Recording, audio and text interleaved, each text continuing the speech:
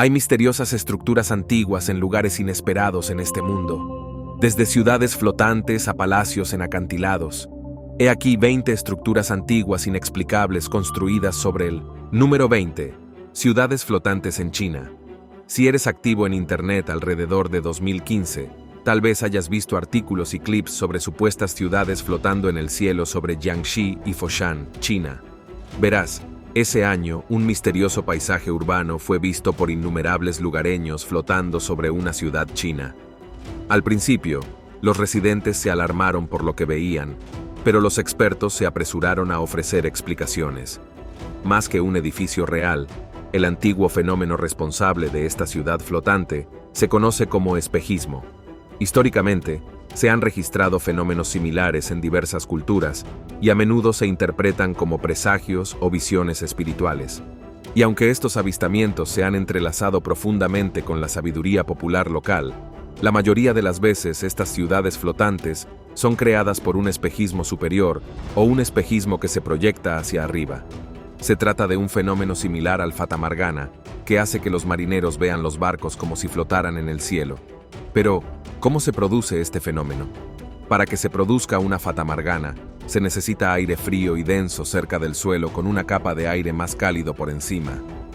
Esta inversión de temperatura hace que los rayos de luz se curven, engañando a nuestros ojos para que vean que los objetos están más altos de lo que realmente están. Quizá por eso los habitantes veían una ciudad en lo alto del cielo, como si flotara sobre una nube. Número 19. Débora Damo. Débora Damo es una montaña de cima plana, pero este nombre también se utiliza para referirse a un monasterio del siglo VI, situado en la región etíope de Tigray. Situada a una altitud de 2.270 metros, esta montaña es una de las más altas del país. Imagínese que en la cima de esta montaña se encuentra el monasterio de Débora Damo, al que solo se puede acceder mediante una cuerda que sube por un acantilado de 12 metros de altura. Este ascenso no es apto para pusilánimes, pero ha sido la puerta sagrada de peregrinos y monjes durante más de 1.400 años. Al fin y al cabo, la caminata y la subida les conducirían a uno de los monasterios más antiguos del mundo, que se cree fue fundado en el siglo VI por Abuna Aragawi, uno de los 9 santos que vinieron de Etiopía desde el Imperio Romano de Oriente para difundir el cristianismo. Cuenta la leyenda que Abuna Aragawi ascendió a la meseta con la ayuda de la serpiente enviada por Dios, que le sirvió de cuerda. Hoy en día, visitantes y monjes siguen realizando un ascenso similar, aunque con la ayuda de una cuerda de cuero sujeta y supervisada por los monjes de arriba. Por eso subir al monasterio utilizando una cuerda es significativo. Se afirma que en las profundidades del Damo de Débora se encuentra la escurridiza Arca de la Alianza. Sin embargo, esta afirmación nunca se ha verificado. Para los monjes que viven aquí, Débora Damo es un lugar de reclusión y meditación, dedicado a las mismas rutinas y rituales que se han practicado durante siglos. Otro aspecto interesante de este monasterio es que no se permite la entrada a las mujeres, una tradición que se ha seguido desde sus inicios. Y sin embargo, a pesar de las dificultades para llegar hasta él, todos los años, el día de la fiesta de San Aragawi, peregrinos de toda Etiopía y más allá suben por la antigua cuerda para participar en las celebraciones. Número 18. Foo Fighters. En plena Segunda Guerra Mundial, en la década de 1940, los pilotos de varias fuerzas aliadas empezaron a informar de extraños objetos brillantes que seguían o se acercaban a sus aviones. No se trataba de cazas enemigos ni de aviones conocidos. Eran algo totalmente distinto. El nombre de Foo Fighters fue acuñado por el 15º Escuadrón de Cazas Nocturnos de Estados Unidos y se inspiró en un cómic muy popular por aquel entonces. Los informes que rodeaban a estos cazas, entre comillas, eran bastante similares. Eran orbes brillantes que podían superar en maniobrabilidad y velocidad a cualquier aeronave conocida, apareciendo de la nada y desapareciendo con la misma rapidez, a menudo sin ninguna interacción física. Estos objetos variaban en tamaño, forma y color, desde el naranja ardiente hasta el plateado metálico. Los pilotos los describieron como bolas de fuego que podían cambiar de dirección a gran velocidad y parecían jugar al gato y al ratón con sus aviones. Probablemente piense que se trata de otro engaño, pero el caso es que estas bolas de fuego fueron observadas por personal militar creíble y altamente cualificado de varios países aliados, entre ellos Estados Unidos, Gran Bretaña y Francia. De hecho, los avistamientos fueron lo suficientemente frecuentes como para justificar una investigación militar seria. Al final, nunca se supo exactamente qué eran. Algunos pensaron que podría tratarse de tecnología secreta enemiga, tal vez una nueva arma desarrollada por las fuerzas alemanas. Otros especulaban que se trataba de un fenómeno atmosférico natural o incluso de guerra psicológica. A pesar de las investigaciones, no se encontraron pruebas concluyentes para explicar sus orígenes, y como los Foo Fighters no mostraron ninguna intención de dañar a los aviones, finalmente se les dejó en paz. Al terminar la guerra, también disminuyó la frecuencia de estos avistamientos, pero siguieron siendo una parte importante de la tradición ovni. Número 17. Ermita de San Colombano. Entre Emiliano Rovereto, Italia, se encuentra el Ermo de San Columbano, o la Ermita de San Colombano. Se cuenta que la historia de este lugar se remonta al año 753.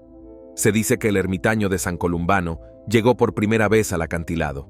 En aquella época, un terrorífico dragón vivía en una cueva bajo el acantilado, causando estragos entre la población local. Columbano se enfrentó y derrotó al dragón, y los lugareños, agradecidos, construyeron la ermita en este lugar, como muestra de respeto y devoción. Sin embargo, es probable que esta leyenda fuera creada por los primeros monjes ermitaños, del cercano monasterio de Bobbio. La ermita se encuentra en un acantilado, por lo que acceder a San Columbano es toda una aventura. Los visitantes deben recorrer un sendero que atraviesa el bosque y ascender por una empinada escalera tallada directamente en la roca. La entrada está custodiada por un portal de iglesia de estilo románico, que conduce a una pequeña capilla. Dentro, el aire es fresco, impregnado de olor a incienso y a piedra envejecida. A pesar de sus antiguos orígenes, la ermita estuvo habitada por monjes hasta el siglo XVIII, tras lo cual cayó en el abandono. No fue hasta las últimas décadas cuando se hicieron esfuerzos por conservar y restaurar esta joya escondida. Hoy en día, la ermita no es solo un lugar religioso, sino también un hito cultural. Número 16. 1566. Fenómeno celeste sobre Basilea. Ahora no es exactamente una estructura, sino más bien un fenómeno. El 7 de agosto de 1566, los habitantes de Basilea fueron testigos de algo que se discutiría durante siglos: varios objetos celestes que se reunieron en los cielos. Según la detallada crónica de Samuel Cochis, estudiante de la Universidad de Basilea, los habitantes de la ciudad observaron numerosos globos negros de gran tamaño que se movían a gran velocidad en el aire, chocando y fusionándose entre sí en los cielos. Estos avistamientos iban acompañados de increíbles muestras de humo rojo y negro. Suena espeluznante, ¿verdad? Lo más escalofriante es que este fenómeno supuestamente duró varias horas y dejó a los observadores completamente desconcertados y aterrorizados. La gente no estaba segura de si se trataba de una señal del cielo, un mal presagio o simplemente un acontecimiento celeste natural que no comprendían. Sin embargo, el siglo XVI y los años más recientes estaban plagados de superstición y fervor religioso. Es por eso que la mayoría de los avistamientos inexplicables se interpretaban como señales divinas o demoníacas. El relato de Cochus describió cómo los globos finalmente desaparecieron, pero el impacto de lo visto perduró mucho más tiempo en la comunidad. El fenómeno provocó numerosas discusiones y debates entre eruditos, teólogos y astrólogos locales que trataban de interpretar el suceso.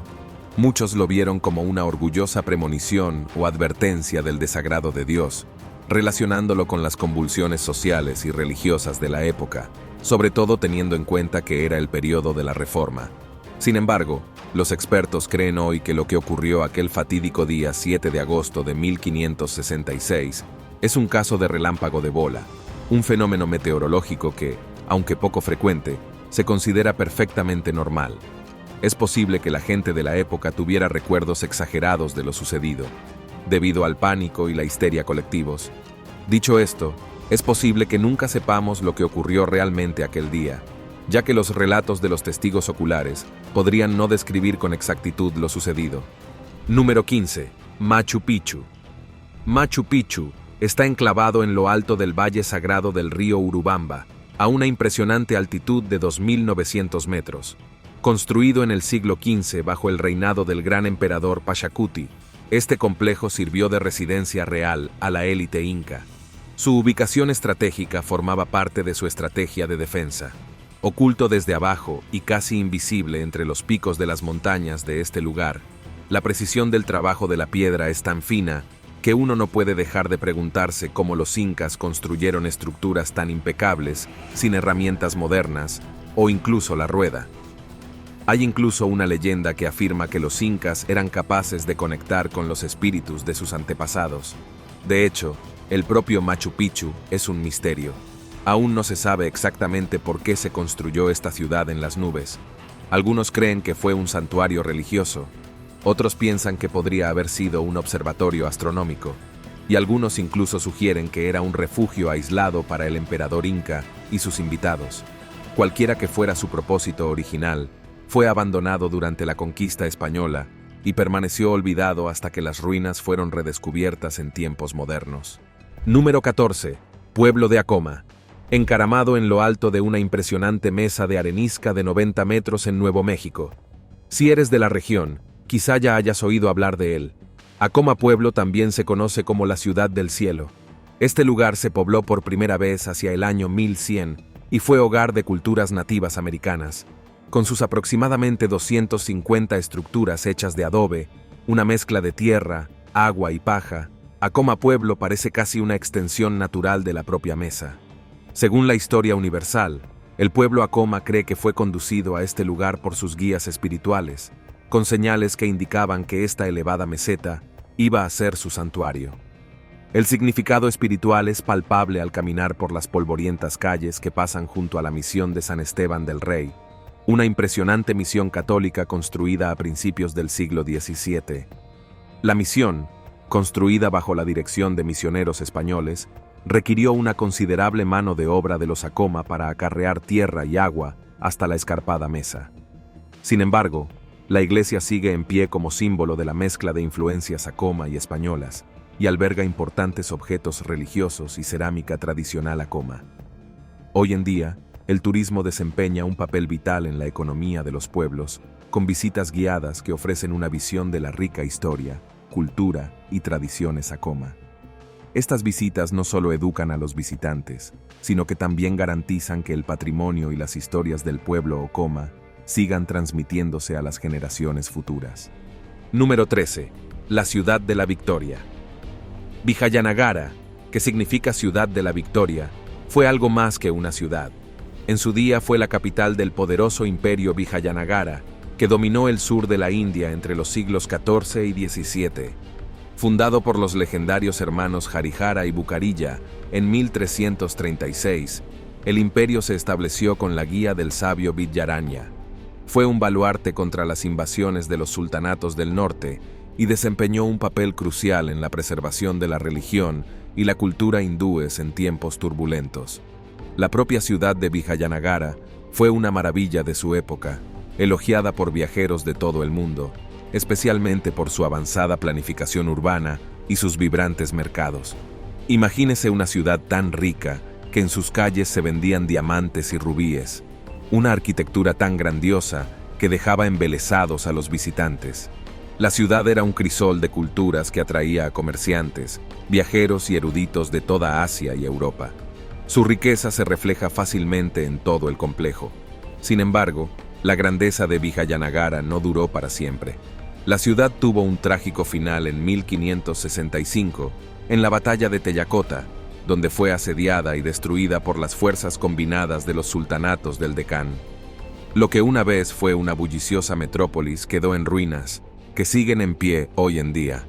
Hoy se la conoce como Hempi y está considerada Patrimonio de la Humanidad por la UNESCO, atrayendo a miles de visitantes de todo el planeta. Número 12. Sigirilla.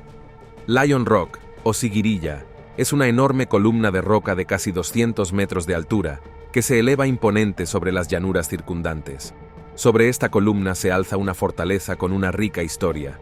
La construyó en el siglo V el rey Kasyapa, que buscaba un lugar seguro por miedo a las represalias de su hermano, al que había agraviado para reclamar el trono. La subida a la cima no es apta para pusilánimes, Hay que subir más de 1200 escalones, y a medida que se asciende, se encuentra el muro de los espejos, que antaño estaba tan pulido que el rey podía ver su reflejo al pasar. Hoy está cubierto de versos garabateados por antiguos visitantes desde el siglo VIII. Sí, incluso la gente de la antigüedad dormía detrás de un grafiti. A mitad de camino, se llega a los famosos frescos de Siguria. Estas pinturas, increíblemente conservadas, representan a doncellas celestiales que, según se cree, son o bien representaciones de Casiopeo, reinas y concubinas, o bien diosas que bendicen al rey y su palacio. Pero quizá el rasgo más emblemático de Sigiriya sea la Puerta de los Leones. A media altura de la roca, custodiada en su día por un enorme león de ladrillo del que solo quedan las patas, se cree que esta puerta simbolizaba la majestuosidad y el poder del rey. Atravesando las patas del león, los visitantes ascienden por la última escalera hasta la cima, donde se encuentran los restos del palacio. Número 11. Monasterios de Meteora. Imagínese enormes pilares de piedra que alcanzan alturas de más de 1300 pies. Y en lo alto de cada pilar de piedra hay un monasterio en precario equilibrio sobre la cima. Suena imposible, ¿verdad? Pero ese es esencialmente el origen de los monasterios de Meteora. En el siglo XIV, estos monasterios fueron fundados por monjes que buscaban soledad y seguridad frente a la agitación política. Durante la época bizantina, llegaron aquí los primeros eremitas que encontraron refugio en las cuevas y fisuras de las rocas. Sin embargo, no fue hasta más tarde, en el siglo XIV, cuando la comunidad monástica de Meteora comenzó a florecer, con más de 20 monasterios construidos durante su periodo de máximo esplendor. Al principio, los monjes trepaban por estas escarpadas rocas utilizando escaleras salpicadas o subiéndose a sí mismos en redes que eran subidas por los monjes que residían por encima de las provisiones. Y los nuevos monjes eran izados de la misma precaria manera. ¿Por qué elegir un lugar tan inaccesible? La respuesta está en su búsqueda de la ascensión espiritual y el deseo de vivir más cerca de Dios, lejos de los pecados mundanos. Hoy en día, 6 de estos antiguos monasterios siguen en funcionamiento y abiertos al público. Cada monasterio tiene su propio encanto e historia. Por ejemplo, el Gran Monasterio de Meteoron, el mayor y más antiguo, fue fundado a mediados del siglo XIV por San Atanasio el Meteorito, que desempeñó un papel decisivo en el establecimiento del monacato organizado de Meteora. Número 10. Petra. Sí, esa enorme estructura es un edificio tallado directamente en los acantilados de arenisca.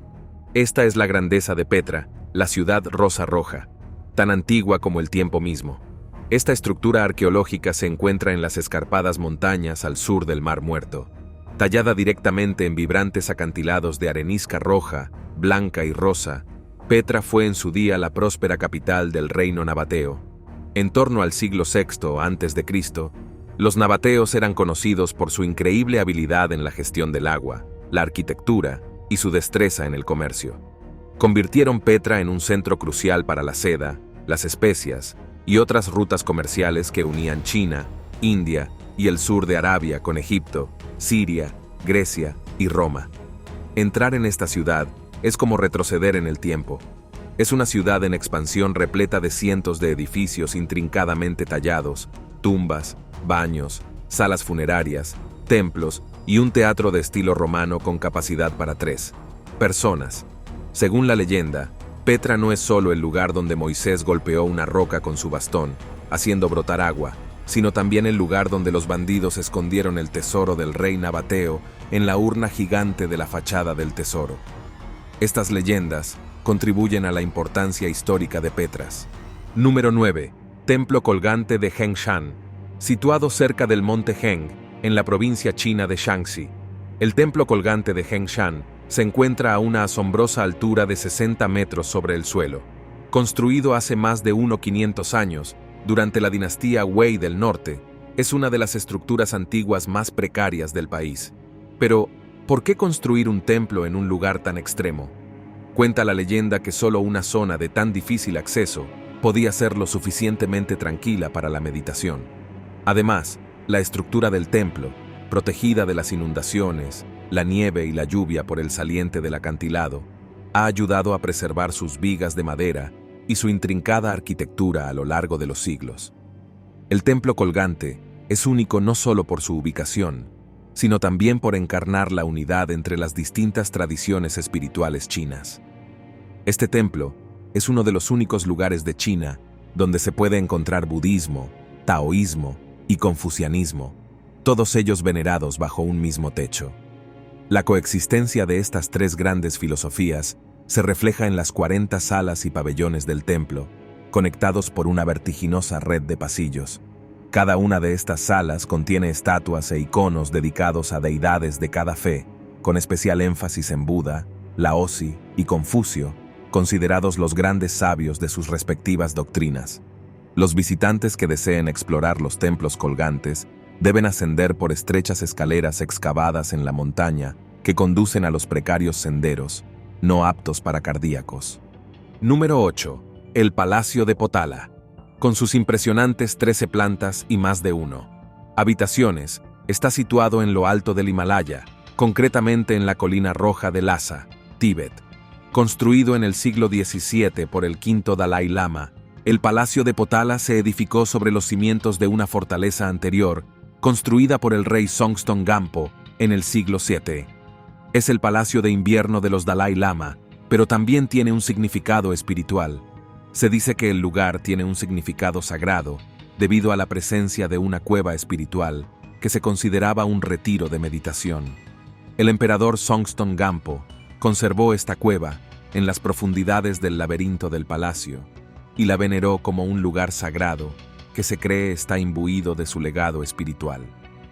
A pesar de sus complejidades históricas y políticas, el Palacio de Potala sigue siendo un lugar de peregrinación para miles de budistas cada año. Número 7. Paro Taktsang. Paro Taktsang, también conocido como el Monasterio del Nido del Tigre, es un impresionante lugar sagrado de Bután. Construido en 1692, el monasterio está encaramado al borde de un escarpado acantilado a unos 1 metros sobre el valle de Paro. Pero la historia de este palacio comienza mucho antes, con una leyenda que parece sacada de un cuento de hadas. Según el folclore butanés, Guru Padma Sambhava, también conocido como Guru Rinpoche, voló a este lugar desde el Tíbet a lomos de una tigresa. Se creía que esta tigresa era su consorcio transformado en tigre volador para transportarlo. Al llegar, meditó en una cueva durante 3 meses, luchando contra los demonios locales y saliendo victorioso. Este acontecimiento se considera la fundación del budismo en el país. Para llegar a este monasterio hay que caminar entre 2 y 3 horas por un sendero. No hay teleférico ni atajos. Sin embargo, las vistas del monasterio hacen que el viaje merezca la pena.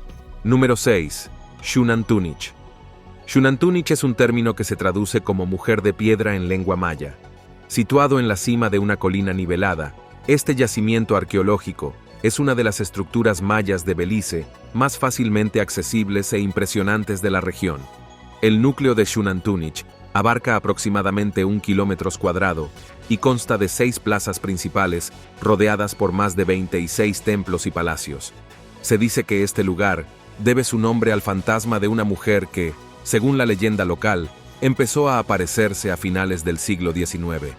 Los testigos dicen que ella, vestida totalmente de blanco, tiene los ojos brillantes de color rojo fuego y se desvanece entre los muros del castillo. Esta majestuosa estructura se alza a una asombrosa altura de 45 metros, lo que la convierte en la más prominente del lugar. Dentro de estas ruinas también se encuentran los vestigios dejados por los mayas. Dentro de este punto alto hay frisos y tallas que representan antiguos dioses, ceremonias y el árbol de la vida, que tiene profundas raíces en la cosmología maya. Estos frisos son algunos de los ejemplos mejor conservados del arte maya en Belice. Y así, hasta el día de hoy, Xunantunich sigue siendo uno de los sitios más significativos de la región. Número 5. Cuelap. En lo alto de las nubes del norte de Perú se encuentra Cuelap, también conocido como el Machu Picchu del norte. Cuelap fue construida en el siglo VI por los chachapoyas, también conocidos como los guerreros de las nubes, una civilización conocida por su feroz independencia y sus impresionantes habilidades arquitectónicas. Cuelap no es nada menos que impresionante. Esta enorme estructura de piedra se construyó sin la ayuda de herramientas modernas. A una vertiginosa altura de más de 1.800 metros sobre el nivel del mar, la fortaleza también se extiende a lo largo de 1.800 metros e incluye más de 400 edificios dentro de sus colosales murallas, que en algunos lugares alcanzan los 1.800 metros de altura. Por esta razón, llegar a este lugar es un viaje bastante arduo. La fortaleza solo tiene 3 estrechas puertas de entrada, cada una de ellas un embudo arquitectónico diseñado para dificultar enormemente cualquier ataque. Los invasores se habrían visto apretujados en filas estrechas y vulnerables, blancos fáciles para los defensores apostados arriba. A pesar de su grandeza e importancia histórica, Cuela permaneció relativamente desconocido para el mundo exterior hasta finales del siglo XIX y solo recientemente ha empezado a atraer la atención que merece. En 2017, la puesta en marcha de un sistema de teleférico abrió un acceso más fácil a los visitantes, proporcionando impresionantes vistas del lugar. Número 4. Skellig Michael. Skellig Michael es una isla rocosa frente a la costa del condado de Kerry, Irlanda. Incluso desde lejos, este peñasco con 2 pináculos parece sacado de una fantasía. Este impresionante lugar declarado Patrimonio de la Humanidad por la UNESCO, aunque aparentemente estéril, sirvió en su día de refugio a monjes medievales que buscaban soledad y conexión espiritual. Según la leyenda, la isla fue elegida por San Fionen para su monasterio por su remota ubicación, que proporcionaba un retiro perfecto de las distracciones mundanas. Los monjes llevaban una vida de severa sencillez y meditación, luchando contra los elementos naturales y sobreviviendo con una dieta que obtenían principalmente del mar y de la escasa vegetación disponible en la isla. El monasterio estuvo ocupado ininterrumpidamente hasta el siglo XII, cuando las cambiantes condiciones climáticas y la creciente frecuencia de las incursiones vikingas hicieron imposible la vida en Skellig Michael. Los monjes acabaron abandonando la isla, dejando atrás los monasterios que habían creado. Así pues, aparte de sus impresionantes vistas e increíbles paisajes, Skellig Michael, también conocida como Gran Skellig, es más conocida por su bien conservado puesto monástico de la primera época cristiana, que data aproximadamente del siglo VI. Los monjes que habitaron esta isla construyeron cabañas en forma de colmena hechas de piedras, encajándolas con precisión sin utilizar argamasa para resistir el duro y ventoso clima. Y para llegar a este lugar, el viaje es bastante largo y peligroso. Los visitantes deben dar un paseo en barco y subir más de 600 escalones tallados en la escarpada roca para llegar a la cima. Si se tiene pánico a las alturas y se es débil y excursionista, llegar a los monasterios puede resultar todo un reto. Si le interesa visitarlo, debe saber que Skellig Michael es un lugar protegido de acceso limitado para preservar su delicado entorno y su integridad arqueológica. Número 3. La Iglesia de Oriente. También conocida como Iglesia Nestoriana, es una de las iglesias más significativas. Se originó tras importantes disputas teológicas dentro de la religión. La iglesia obtuvo su nombre alternativo, Nestoriana, de Nestorio, un obispo de Constantinopla que defendía una visión de Cristo que la corriente principal de la iglesia consideraba herética. En el concilio de Éfeso del año 431 después de Cristo, Nestorio afirmó que existía una separación entre las naturalezas humana y divina de Jesucristo. Aunque esto no parezca una controversia, para la mayoría de la gente, esta misma postura condujo a su exilio y a que sus seguidores fueran calificados de nestorianos. La iglesia resistió hasta el siglo XIV, cuando sucumbió al auge del Islam, las invasiones mongolas y los conflictos internos. Sin embargo, su legado perdura gracias a sus aportaciones a la teología cristiana. Hoy, las iglesias construidas por los nestorianos siguen esparcidas por todo el planeta, incluida esta antigua iglesia semienterrada en lo alto de las montañas de Turquía. Puede que hoy no sean más que ruinas derruidas, pero su importancia será recordada para siempre. Número 2. El Monasterio Rupestre. Situado en el pueblo de Rupit, en el corazón de Cataluña, España, es un monasterio asentado en lo alto de un afloramiento rocoso, con vistas a los frondosos bosques y colinas de la región de Colsacabra. Este recóndito lugar ha sido un retiro espiritual durante siglos, ofreciendo solaz en un santuario a aquellos que pasean por los seguros terrenos sagrados. Sin embargo, no es fácil llegar al monasterio, ya que el trayecto hasta aquí requiere una caminata por paisajes catalonias. Los orígenes del monasterio de Rupit se remontan al siglo XI, aunque gran parte de su forma actual se construyó en los siglos XVI y XVII. Originalmente se fundó como una pequeña ermita, una humilde estructura dedicada a la Virgen María.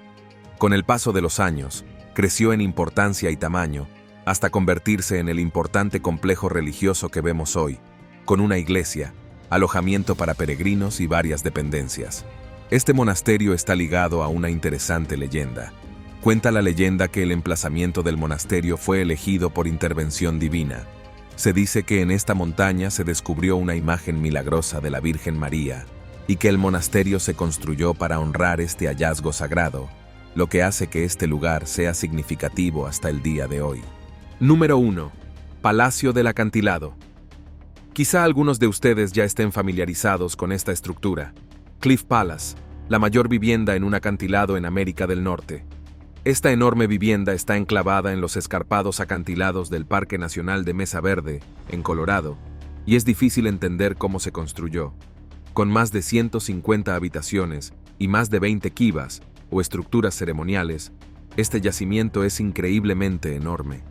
Demasiado enorme para un asentamiento situado precariamente en lo alto de un acantilado. Por no mencionar que el Palacio del Acantilado fue construido alrededor del año 1190. El asentamiento se creó sin la ayuda de herramientas modernas. Llegó a albergar a unas 100 personas, pero probablemente sirvió como centro social y administrativo para una población mayor de la región. Lo más asombroso es que los constructores del palacio parecían conocer la arquitectura moderna, como demuestra el sistema de ventilación de la kiva.